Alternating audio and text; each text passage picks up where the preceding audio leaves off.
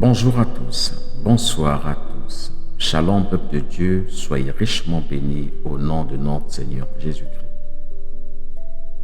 Peuple de Dieu, mon frère, ma soeur, toi qui me suis, il faudrait que tu saches, tout est accompli. Tout est accompli.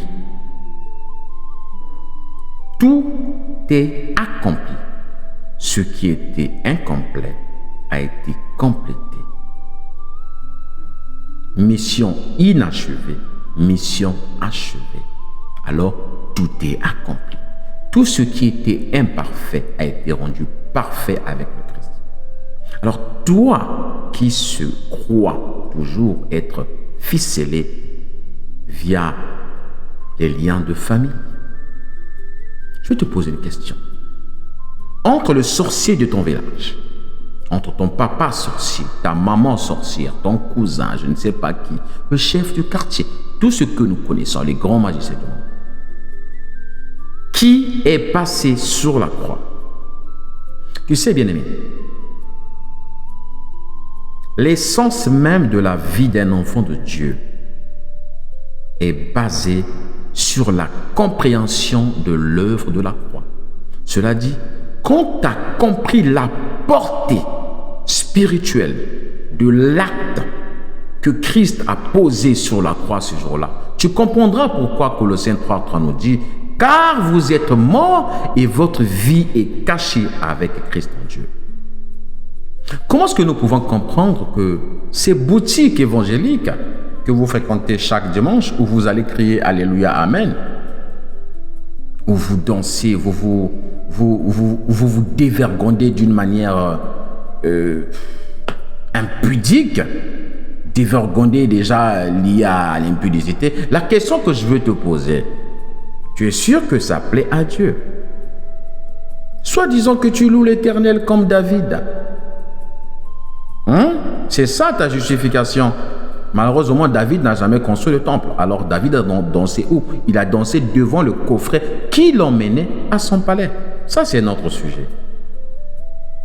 Au lieu d'ouvrir ton bec en train de crier tout le temps, mon daddy, ma papi, ma daddy, le même daddy te répète sans cesse chaque dimanche que tu as les liens de famille. Mais comment pouvez-vous éteindre votre cerveau aussi bas? Des gens intellectuels qui ont des doctorats, qui ont des licences. Oh, allumez votre cerveau pour une fois. Intelligence et réflexion. Proverbe 23, versets 21 à 26. Attachez-vous à l'intelligence et à la réflexion. Posez-vous des bonnes questions. Comment est-il possible qu'une personne étant née de nouveau, cachée en Dieu, qui puisse dire qu'il a encore un quelconque lien avec son papa qui était occultiste, sa maman qui était occultiste, ou son oncle qui était le plus grand sorcier du village? La question que je veux te poser, quand tu es né de nouveau, le cordon ombilical de tous les pactes, de tous les liens ancestraux que tes parents ont tissés avec des esprits, n'ont-ils pas été coupés ou découpés à travers l'œuvre de la croix? Voilà pourquoi vous devez vous poser des bonnes questions.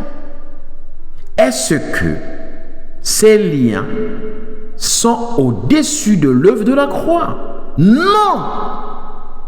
Vous êtes tellement bornés dans le fanatisme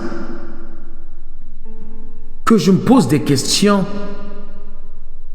Est-ce qu'un animal n'est pas mieux qu'un humain?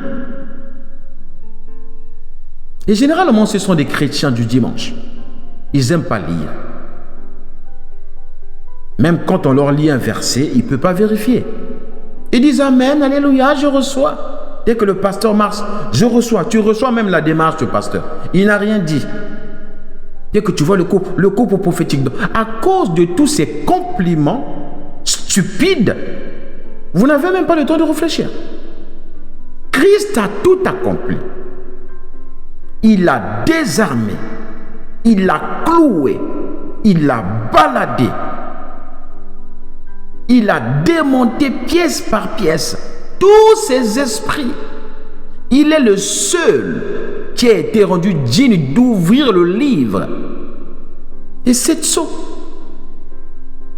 Ni dans le ciel, ni sur la terre, ni sous la terre, nous avons vu aucun esprit, aucun humain, selon la vision de l'apôtre Jean, être digne d'ouvrir le livre. Alors dis-moi, si tu penses que tu as toujours des liens de famille, c'est que Romains 8.1 qui nous dit « Car tous ceux qui sont unis en Jésus-Christ ne sont plus condamnés. En Jésus-Christ, il n'y a plus de condamnation. » Alors tu es condamné vis-à-vis de quoi? Tu as un problème d'identité. Tu as un problème de reconnaissance de ta position en Christ. Voilà pourquoi beaucoup portent le nom de chrétien, mais ne sont pas enfants de Dieu. Je pèse mes mots. Beaucoup portent le nom de chrétien, mais ne sont pas enfants de Dieu. Tu peux être chrétien, mais tu n'es pas enfant de Dieu. Voilà pourquoi nombreux me diront ce jour-là, Seigneur, Seigneur, nous n'avons pas prêché, nous avons fait ça, tel miracle. Il vous dira, je ne vous ai jamais connu. Matthieu 25 nous le dit. Mais que nous dit Colossiens 2, versets 13 à 15? Et vous, qui étiez morts à cause de vos fautes, et parce que vous étiez incirconcis, Dieu vous a donné la vie avec Christ, et non avec ton grand-père sorcier. Je suis très bien. Il nous a pardonné toutes nos fautes, fautes passées, présentes et futures. Je tiens encore à rappeler. Un enfant de Dieu, je ne parle pas d'un chrétien, un enfant de Dieu, c'est-à-dire que celui que le Saint-Esprit témoigne qu'il est enfant de Dieu, celui qui est réellement né de nouveau. Il ne pêche plus. Celui qui pêche, c'est celui qui n'est pas encore converti. Alors quoi, il faudrait remettre les choses selon leur contexte. Et toutes leurs fautes sont pardonnées. Passé, présent et futur, oui. Et celui qui osera abuser de la grâce, lui-même, il sait ce qu'il va vivre. Il ne va pas perdre le salut. Mais le Seigneur va le châtier. Romains 6 nous le dit. Oui, pouvons-nous abuser de la grâce pour que le péché abonde? Impossible. Pourquoi? Car nous sommes morts et nous avons été baptisés sur la croix avec Christ. C'est ce que la parole nous dit. Voilà pourquoi ici on dit, il nous a pardonné toutes nos fautes. Car il a annulé l'acte qui établissait nos manquements à l'égard des commandements. Oui, il l'a effacé, le clouant sur la croix. Là, il a désarmé toute autorité, tout pouvoir, les donnant publiquement en spectacle.